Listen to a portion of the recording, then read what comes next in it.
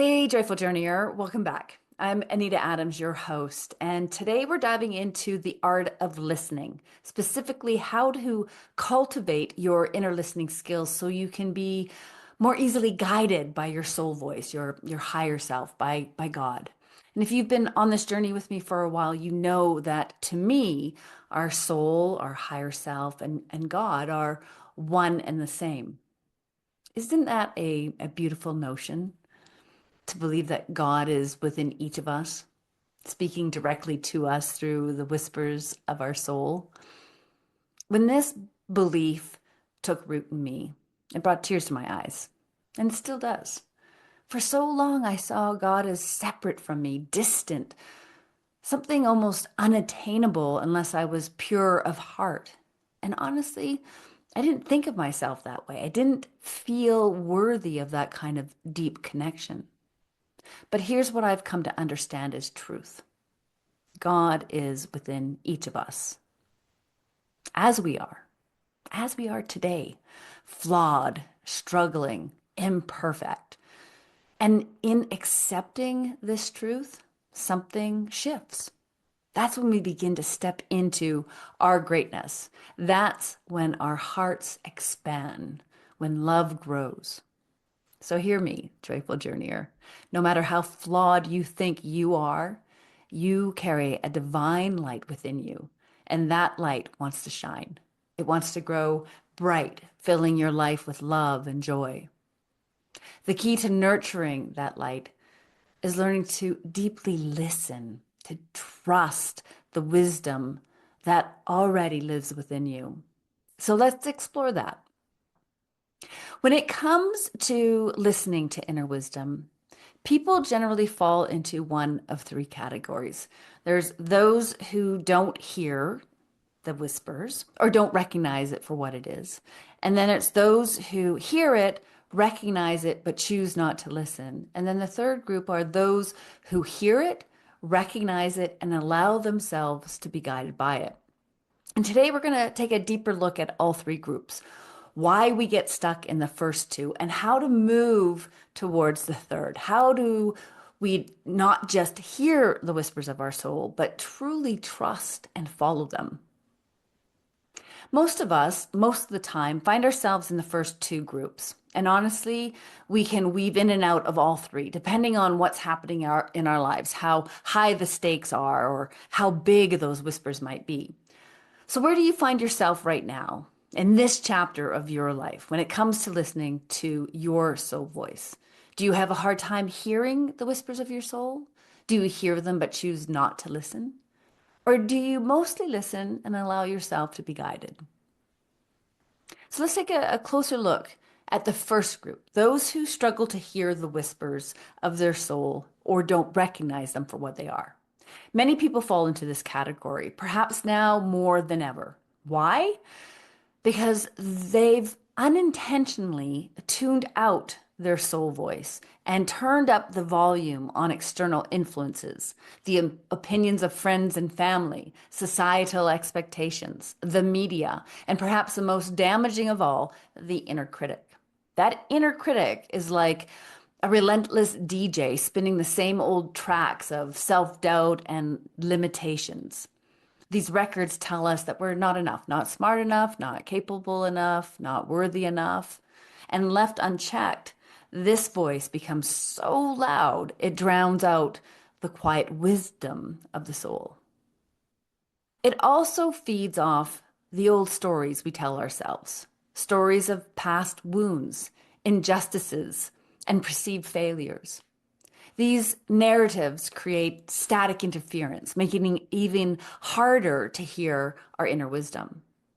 But here's the thing, your soul voice hasn't disappeared. It's still there, waiting for you to tune back in.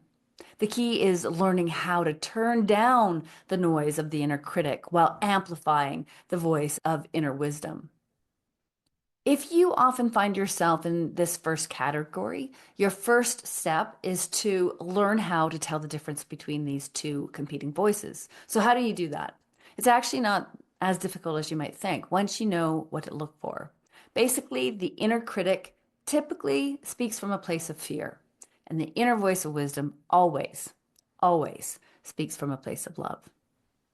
If you want to hear your soul voice more clearly, here are 4 things that you can do to amplify it. First, acknowledge the inner critic. When your inner critic shows up, don't fight it. Simply acknowledge it. Recognize that its job is to keep you safe by preventing you from stepping into the unknown. Instead of pushing it away, try saying, I see you. Thank you for wanting to protect me, but I've got this. The second thing you can do is to limit negative influences. To the best of your ability, reduce exposure to anything that fuels fear and self-doubt. This might mean limiting time on social media, avoiding sensationalized news, or stepping away from environments and relationships that reinforce your inner critic's narrative. The third thing to do is to engage in soul nourishing activities. Make time each day to do something that lights you up and opens your heart. Go for a walk in nature. Dance in your living room. Practice gratitude. Meditate. Go for a swim. Play the guitar. Whatever fills you with joy, do that and do it often. And the fourth thing to do to amplify the voice of your inner wisdom is to embrace curiosity. When you hear the whispers of your soul, don't shut them out. Don't judge them. Instead, get curious, no matter how fanciful the ideas or images that come to mind may be. Let them in. If you suddenly think, I wish I could fly, don't dismiss it. Imagine it. What would that feel like? What might that symbolize? Let yourself be carried away by the thoughts and feelings. Curiosity opens the door wider. It's the dial that turns up the volume on your soul voice. And the more you practice curiosity, the more clearly you'll hear the whispers of your soul. We've all been in places where life gets busy, stress piles up, or the world feels like it's falling apart. And in those moments, it is so easy to slip into this first group of not hearing or ignoring the whispers of our soul, to feel like we have lost connection with our inner wisdom. And that's when we need to be even more diligent, carving out time to strengthen that connection. In fact, the busier we are, the more important this becomes. So if you follow these 4 steps, you'll begin to hear the whispers of your soul again. Now let's talk about the second group, those who hear the whispers of the soul, understand what they are, but choose not to listen. Why might that be? There are 2 main reasons we ignore our inner wisdom. First is fear. The fear of the unknown keeps us stuck in our comfort zones. And the second reason is lack of trust. Listening to our inner wisdom requires a leap of faith. There's no definitive proof that following our soul's guidance will lead us somewhere better than where we are now. In fact, we often worry that things could get worse. This uncertainty keeps us playing it safe, staying small, and resisting change. It does take courage to listen, because when your soul voice speaks, it speaks of beautiful possibilities, of your true potential. And that vision can feel big, bold, and even a little terrifying at times. Have you ever had a thrilling idea about your life only to dismiss it moments later? I suspect we've all had experiences like that. When I first had the idea to teach others how to connect to their inner wisdom, I immediately pushed it away. My first thought was, that's ridiculous, quickly followed by, who am I to teach anyone anything? It was fear, fear of judgment, fear of rejection, fear of failure, and fear of the unknown. I resisted that inner guidance for a full year until one day I got curious. I asked myself one simple question. What would that look like? What would it look like to teach others how to connect with their inner wisdom? And just like that, ideas started flowing. It was if my soul voice had been holding all the answers, just waiting for me to ask the right question. Host a podcast, offer a retreat, write a book. The thoughts and images came so quickly, I could barely keep up. And while fear still tried to creep in, you can't do that, my inner critic whispered, it didn't seem quite as loud this time.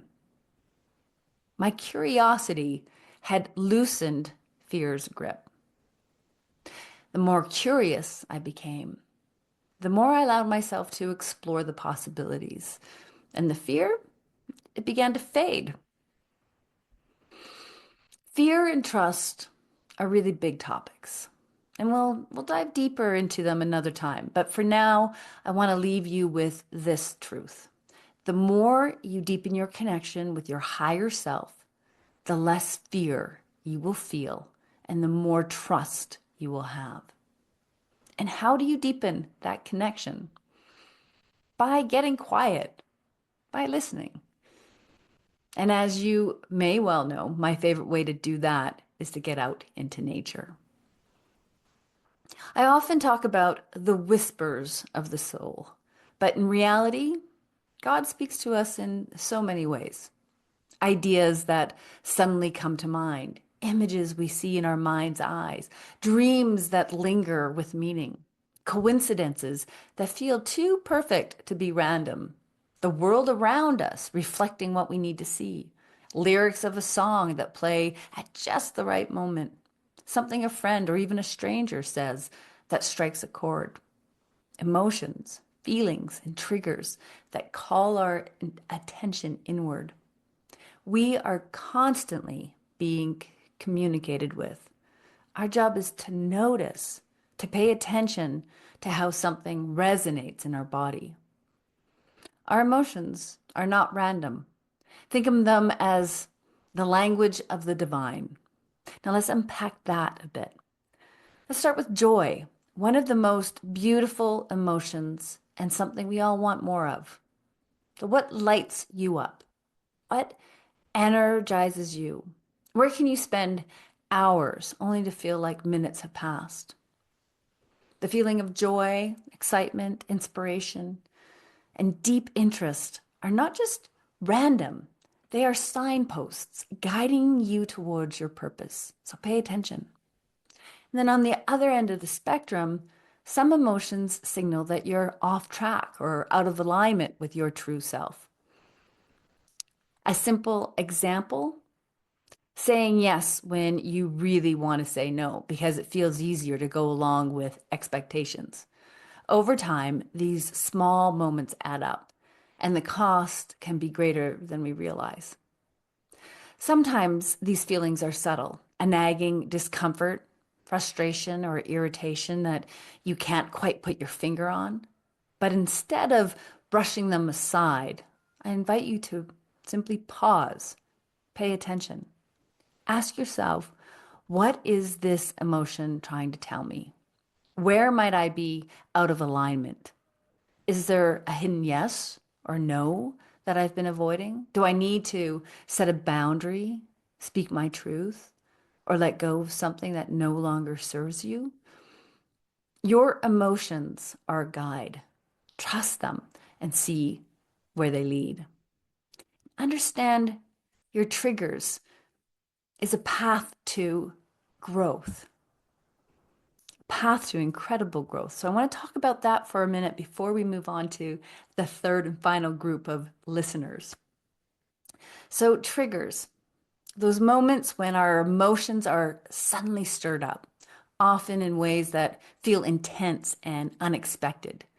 This is a really deep topic, and for now, we're really just going to touch on it lightly to explore how triggering events can actually help us grow.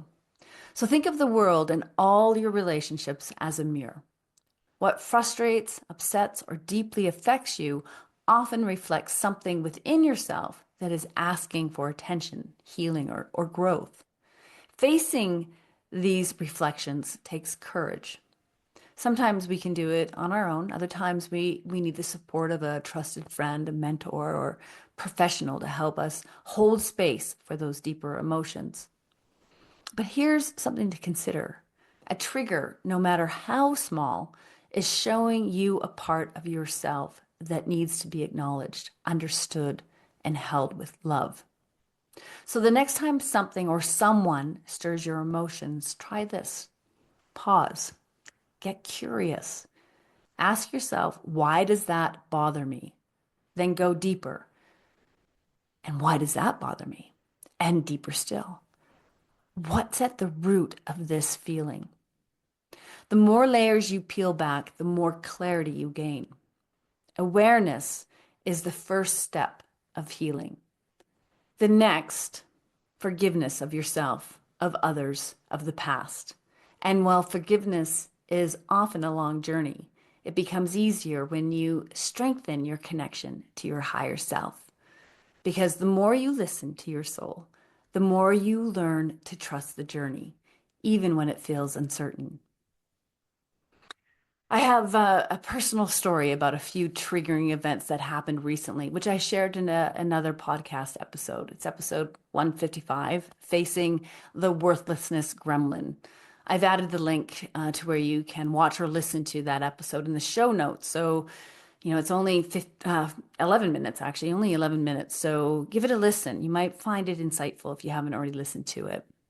All right, let's move into the third and final group, the group that consists of those who not only hear the voice of inner wisdom, but also recognize it for what it is and allow themselves to be guided by it. This is where we need to strive to be fully present, tuned in, and listening.